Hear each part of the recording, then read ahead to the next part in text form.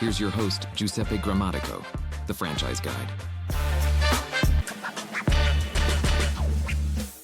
Well, I listened to the president of the IFA, did a podcast, I think it was about a month ago, and he was talking about, I think 3/4 of people out there have expressed interest in owning a business. This is a survey done, I believe, in the US. I'm not sure if it included Canada, but we'll just say the US. And then 3/4 of those people never actually move forward because they don't even know where to start. And so I like to tie these things in and say, hey, there is a process to learn, but the process is not to learn if the brand is a good fit for you. We need to make sure a franchise is a good fit, right? And then if a franchise is a good fit, what does this ideal business look like? And we talked about expectations from your brand, who is a good fit, and things like that. So in all the conversations we're having, it's all about reverse engineering, figuring out what you want, why you want the business, your access to capital, the time you can spend in the business. So I want to just encourage everyone to take that step back and really give that some thought and use going back to who, not how. If you're speaking with another franchisee, ask them about their feedback, or whoever your franchise consultant is. If you're working with a consultant, ask those questions. I always like to ask where the business is going. So can you talk about anything new and exciting? I'm not sure what you can share, but I always ask, talk to the captain steering the ship. Where is the brand kind of moving towards? Anything you can share would be great.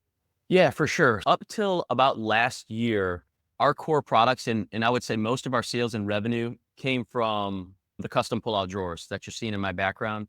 So we added the refacing and the lighting about a little over a year ago. So that's definitely still a little bit new, still working out some kinks and fine-tuning that process. But that's really new and exciting for folks who aren't familiar with refacing and what that is. That's the drawer fronts along with the hardware and hinges. That's much bigger tickets. It's a much more popular sector as well. So that's something that franchisees are really excited about. Obviously, more money, less jobs gets people pretty excited. But also the technology. So our founder, Alan Young, is very forward thinking when it comes to tech. So we just rolled out a new 3D design software that we'll use for our in-home consultations to improve the customer experience. It's interactive. We rolled that out in Q4 of last year. So that's built into our proprietary software. And I know he's super into AI and leveraging ChatGPT and all those sorts of things. So that's a little bit over my head. I'll leave that to Alan to explain, but we are leaning heavily into AI and ChatGPT in terms of sales calls and role playing from a sales training aspect. I think we got a lot of new and exciting things on the brink moving forward. And Alan's an innovator. Like, he's always looking to implement and test out the latest and greatest. So we'll see what he's got cooking up for the remainder of 2025. I love that. Reinvesting back in the brand, helping the franchisees become more profitable. And those additional revenue streams, I think, is big in any brand. Some people are already talking about second brands. And I said, well, you may not need that second brand if you're able to. There's so much more to offer. You already have that customer. The upsell is much easier than bringing something completely different. Building that relationship is going to be priceless. And then obviously that customer, if there's less vendors, less touch points, less invoicing, it just makes the experience so much more pleasurable, makes it much simpler. What advice would you give to people in that initial stage trying to figure out if franchise ownership is the right fit? Yeah, not just trying to plug you here, but in all honesty, I would start with, you got to use a franchise consultant, in my opinion. I mean, there's just so many different brands and so much information to sift through. I was new to the franchise space 2.5 years ago, and I was probably in the same boat as a lot of people. I didn't know what the heck it was. Like, I didn't understand the franchise consultant side, development, all the different brands and concepts out there.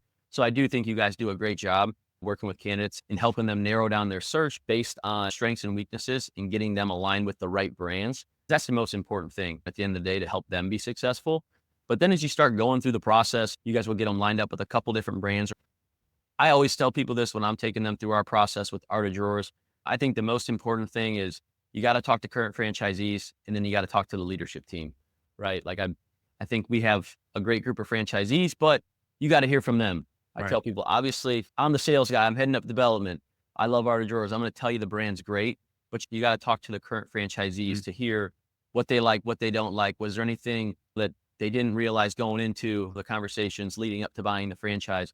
I think those are all super helpful conversations, because at the end of the day, we're not just trying to sell people franchises. We're awarding them, and we need them to be successful in order for us to be successful. And I know that's how I think of it. I know that's how you think of it, Alan and the leadership team at Art of Drawers. So I would just take your time, do your due diligence, hone in on a couple brands, and then just really do a deep dive and see if this is the right business for you. Yeah, I like that. And it's everyone's situation's different. It's not just one size fits all. You want to make sure the fit's there. Really, a lot of people get really fixated on the widget. What's the shiny object out there? I always try to bring people back and say, don't worry about the widget. Let's figure out what ideally that business looks like from the standpoint of, do I want a retail location or do I want to work this from home? Do I want 100 employees or a big group or something smaller? So what would be your advice for people looking at the widget, or they're looking at it and saying, art of drawers and kitchens, I have no experience. I'm a doctor, or I worked on Wall Street. What do you say to those people that just are so fixated on the widget or feel like they need experience in that specific industry? Yeah, I would say, I think most importantly, what do you want your day in the life to look like? And then what's important to you in terms of freedom and flexibility? Do you want a business with brick and mortar or low overhead? Do you want full-time employees or 1099, right? I think there's pros and cons to both. So that helps with the risk assessment in terms of what you're looking for. But yeah, I wouldn't get fixated on the shiny new object. Take your time, do your due diligence, and then really go through the process. So we touched on a little bit about what you want your roles and responsibilities to be within the business. And then for the other part, you mentioned about people who are worried about not having experience within that certain industry or sector.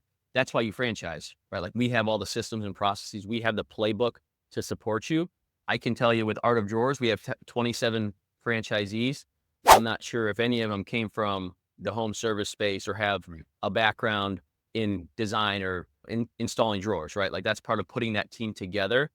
I can't speak for every brand out there, but I know with Art of Drawers, if you're passionate about helping people, getting out in the community and networking, and you're comfortable building and managing teams, right?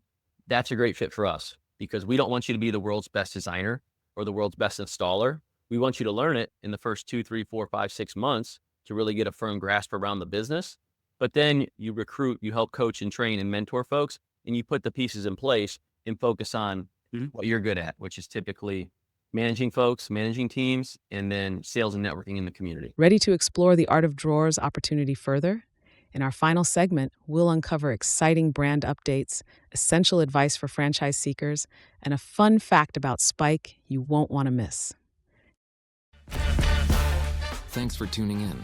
If you want to learn how to make the transition from corporate to owning your franchise, join Giuseppe on the next episode. You can also follow on all social media platforms and achieve financial and time freedom today.